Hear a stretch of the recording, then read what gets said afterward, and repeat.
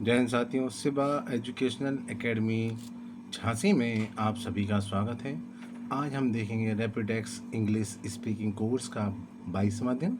अगर आप मेरे चैनल में नए हैं तो मेरा चैनल लाइक करें, शेयर करें और सब्सक्राइब करें। तो आइए देखते हैं। स्थान सूचक प्लेटियल शब्दों से बने वाक्य। On, at, into, in, of, to, by, with, besides, beside, between, among, over. अंग्रेजी भाषा की वाक्य रचना में प्रपोजिशन का बड़ा महत्व है। अंग्रेजी भाषा के शिक्षार्थियों को बड़ी सावधानी से इनका ठीक ठीक प्रयोग सीखना चाहिए। कुछ प्रपोजिशन का संबंध स्थान, समय, विधि आदि के साथ होता है और कुछ का कारण और गति के साथ। इन सब का अभ्यास पढ़ें, ध्यान से करना चाहिए। प्रपोजिशन प्रायः संज्ञा, सर्वनाम या संख्यार्थक अन्य शब्दों का दूसरे शब्दों के साथ संबंध बताती है। ये प्रायः संज्ञा आदि शब्दों से पहले लगती है और कभी कभी बाद में भी जोड़ी जाती है। इनका अच्छी तरह अभ्यास करके आप इन्हें आसानी से सीख सकते हैं। तो आइए देखते हैं। पुस्तक बक्से पर है, the book is on the box.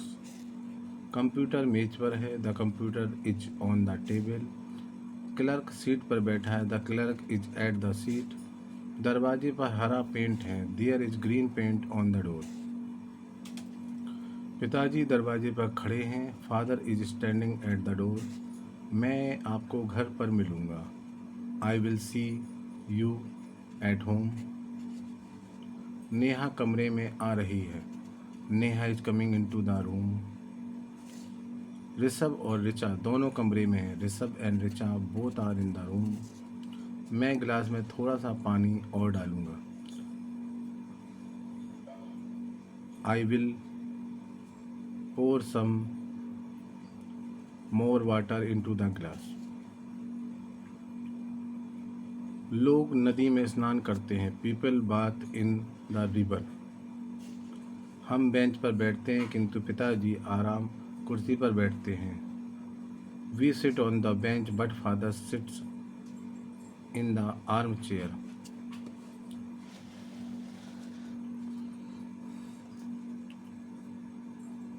आप मेज पर क्यों नहीं बैठते, why don't you sit at the table. Floppy को कंप्यूटर में डाल दो, feed the floppy into the computer. वह अपने मकान के अंदर गया, he went into his house. पत्र कुरियर द्वारा भेजा गया, the letter was sent by courier. इसका हिंदी में अंग्रेजी में अनुवाद कीजिए। Please translate this from Hindi into English. Himachal Pradesh उत्तर भारत में, Himachal Pradesh is in northern India. Nepal Bharat के उत्तर की ओर है, Nepal is to the north of India. किसी व्यक्ति को उसके कपड़ों से मत जानो, डोंट जज a person by his cloth. मैंने दूध से बोतल भरी, I filled the water with milk. बाघ शिकारी द्वारा मारा गया, बाघ शिकारी ने मारा। The tiger was killed by the hunter. वह अपने भाई के पास खड़ा हुआ, he stood beside his brother. मैं हॉकी के अलावा फुटबॉल खेलता हूँ, I play football besides hockey. मिठाई को कीर्ति और सौरभ के बीच बांट दो, divide the sweets between Kirti and Saurabh. Shimla पहाड़ों के बीच स्थित है, Shimla is situated amongst the mountains.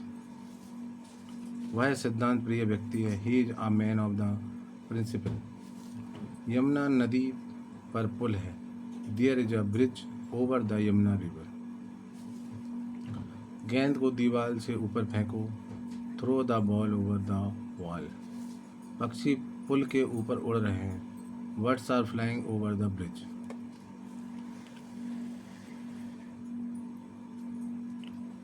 Norway पुल के नीचे है,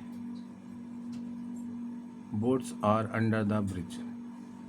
नावे अमर राज और विकास के बीच में खड़ा है। Amar is standing between Raj and Vikas. Ram Sita से आगे है, सीता जी राम के पीछे खड़ी है। Ram is in front of Sita, Sita ji is standing behind him. हम दुविधा में हैं, पैसा मेरी जेब में है, मछलियाँ समुद्र में हैं, अंदर कौन है? We are in confusion, the money is in my pocket, fishes are in the sea, who is inside.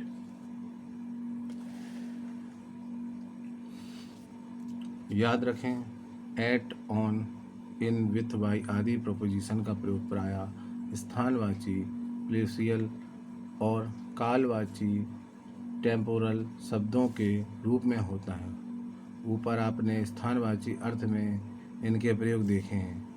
On और एट दोनों का अर्थ पर है तथा वाई और विथ का अर्थ साथ है, पर इन शब्दों के अर्थ में बड़ा अंतर है।